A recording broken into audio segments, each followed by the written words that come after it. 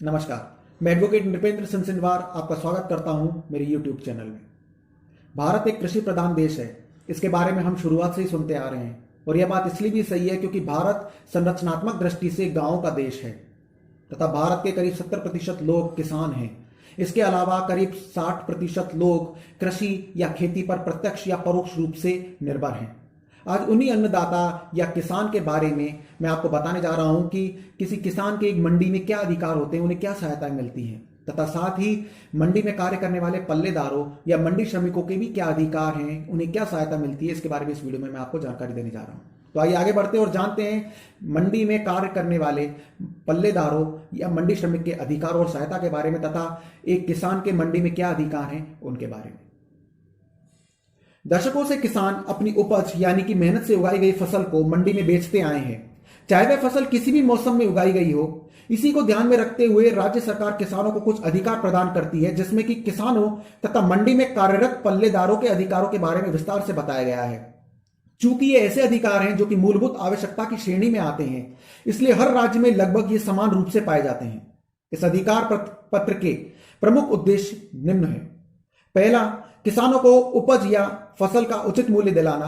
दूसरा, अवैध कटौतियों से कृषकों को मुक्त कराना, यानी कि अगर मंडी के जो आड़ती हैं उनके द्वारा कोई अवैध रूप से कटौती की जा रही है किसान की फसल के संबंध में, तो उससे किसानों को संरक्षण प्रदान करना। तीसरा, किसान को उपभोक्ता या ग्राहक द्वारा दिए गए मूल्य में से अधिक हिस्सा दिलवाना। चौथा, मंडी प्रांगणों यानी कि यार्ड्स का किसानों की सुविधा अनुसार विकास करना। पांचवा, विशिष्ट मंडियां विकसित करना तथा छठा है कृषि उत्पादों के मूल्य संवर्धन में मदद करना। अब जानते हैं किसानों के अधिकारों के बारे में। किसान का पहला अधिकार है माल को यानी कि फसल या उपज को कांटे तक रखने के अलावा, यानी कि जहां पर फसल को तोला जाएगा उस कांटे तक रखने के अलावा किसी भी प्रकार का खर्चा विक्रेता किसान से नहीं वसूला जाएगा। किसान का दूसरा अधिकार है उपभोक्ता व्यापारी को किसान सीधे माल बेच सकता है, जिस पर कि कोई मंडी शुल्क या चार्ज भी किसान से नहीं वसूला जाएगा। यानी कि यदि कोई किसान किसी व्यापारी को जो कि फसल खरीदना चाहता है एक उपभोक्ता की हैसियत से या ग्राहक की हैसियत से, तो उस स्थिति में वह किसान उस उपभोक्ता व्यापारी को सीधे ही माल बेच सकता है तथा उससे इसके लिए कोई मंडी शुल्क या चार्ज भी नहीं वसूला जाएगा। तीसरा अधिकार है कृषि उपज यानी कि फसल बेचने के बाद किसान को विक्रय पर्ची प्राप्त करने का अधिकार। यदि कोई किसान अपनी जो फसल बेच रहा है या बेचता है तो उसे इस संबंध में संबंधित आड़त के द्वारा एक पक्की रसीद दी जाएगी तथा यह उस आड़त की जिम्मेदारी भी है कि वह किसान को इस संबंध में बेची गई फसल के संबंध में एक पक्की और सही रसीद देगा। चौथा अधिकार है फसल बेचने के बाद में किसान को उसका भुगतान उसी दिन किया जाना भी अनिवार्य है। पांचवा, कृषि मंडी या किसान मंडी में बने विश्राम गृह तथा किसान भवन की सुविधा का उपयोग किसान कर सकता है। छठा, किसान मंडी में छायादार पेड़ तथा पेयजल व्यवस्था का उपयोग किसान अपने लिए तथा कैटल शेड यानी कि पशुओं के शेड का प्रयोग अपने पशुओं के लिए कर सकता है। सातवां, किसान जलपान के लिए कैंटीन और पानी की व्यवस्था का भी उपयोग कर सकता है। आठवां, किसान को रियायती दरों पर भोजन की थाली की सुविधा उपलब्ध करवाया जाना।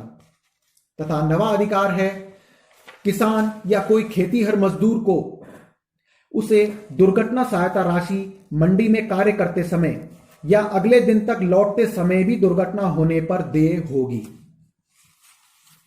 अब हम जानते हैं मंडी के पल्लेदारों या मंडी श्रमिकों के अधिकारों के बारे में और उन्हें दी जाने वाली सुविधाओं के बारे में।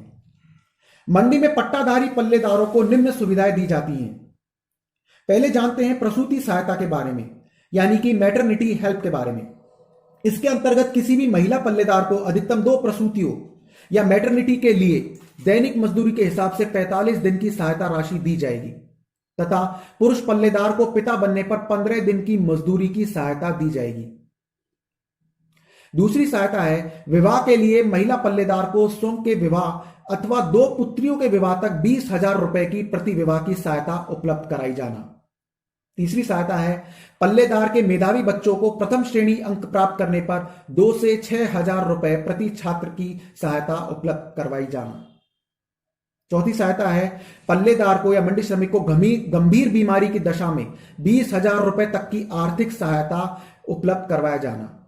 उपरोक्त के अलावा किसान को दी जाने वाली एक प्रमुख सहायता के बारे में भी मैं आपको बताने जा रहा हूं, जिसमें कि यदि किसान की एक उंगली के कटने से लेकर मृत्यु की स्थिति तक में भी सहायता दी जाती है। यह सहायता राशि 5,000 रुपए से लेकर 2 लाख रुपए तक हो सकती है। अब जानते हैं कि यदि किसान या मंडी के पल्लेदार या मंडी श्रमिक के किसी अधिकार का हनन होता है या सहायता मिलने में परेशानी होती है या इनमें से किसी प्रकार की गड़बड़ी या अनियमितता पाई जाती है, तो इसकी शिकायत कहां पर की जा सकती है? किसी भी सेवा में कमी या अनियमितता के चलते एक पीड़ित पक्ष द्वारा, चाहे वह किसान हो या मंडी श्रमिक या पल्लेदार हो, उसके द्वारा निम्न स्थानों पर शिकायत दर्ज करवाई जा सकती है। पहले, कृषि उपज मंडी के सचिव के समक्ष। दूसरा, खंड स्तरीय सहायक निदेशक के समक्ष। तथा तीसरा, निदेशक कृषि विपणन के समक्ष। परंतु किसान इस बात का अवश्य ध्यान रखें कि जब भी वे फसल बेचते हैं तो उसकी पक्की रसीद लेना ना भूलें। पक्की रसीद ही आपका सबूत है। इसके अभाव में आपको सुविधाओं का लाभ मिलना मुश्किल हो सकता है। और इसी तरह से पल्लेदार या मंडी श्रमिक भी पट्टाधारी होना चाहिए, क्योंकि बताई गई सारी सुविधाएं सिर्फ पट्टाधारी पल्लेदारों को यानी कि मंडी श्रमिकों को ही मिलेगी। तो ये जानकारी आपको कैसी लगी मुझे कमेंट बॉक्स में लिखकर जरूर बताइएगा, तथा साथ ही मेरे इस चैनल को भी आप सब्सक्राइब करें, जिससे कि मेरे लेटेस्ट अपकमिंग कानूनी जानकारी से संबंधित वीडियोस के बारे में भी आप जानकारी प्राप्त कर पाएंगे। तथा साथ ही मेरे इस वीडियो को भी आप शेयर और लाइक जरूर करें, जिससे कि किसी अन्य तक भी पहुंचे और वह भी अपनी कानूनी प्रावधानों के बारे में जान सके, अपने अधिकारों के बारे में जान सके, तथा किसी किसान या मंडी श्रमिक को क्या सहायताएं मिलती हैं उनके बारे में जान सके। तो मिलते हैं एक और नई कानूनी जानकारी के साथ अपने अगले वीडियो में। नमस्कार।